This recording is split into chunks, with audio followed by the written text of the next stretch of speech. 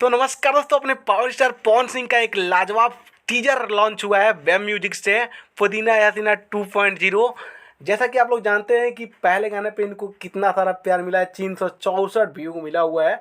और इस गाने का टीजर अभी मात्र 3 घंटा रिलीज हुए होता मतलब हुआ है और 2 लाख से ऊपर व्यू चला गया है। 49,000 लाइक है और 13,000 कमेंट है, आप लोग देख सकते हैं। ठीक है, तो ये होता है पावर स्टार पवन सिंह का जलवा और पावर, सही बोलते हैं। ठीक है, अभी टीजर पे भी हुए तो ना जाने सॉन्ग पे कितने आएंगे। और आपको बता दें कि इस गाने में कुछ अलग किया गया है। ठीक है, कॉमेडी से भरपूर है, जब टीजर में ही लाजवाब है। इसमें एक बात की दिक्कत है, जिसमें आपको बता दें कि इसमें शिल्पी राज का आवाज़ है, अनुपमा यादव का आवाज़ नहीं है। इससे अनुपमा यादव को कोई दुख नहीं है, उन्होंने बताया है कि मैं गाऊँ या शिल्पी गाए, हम लोग दोनों बहन हैं।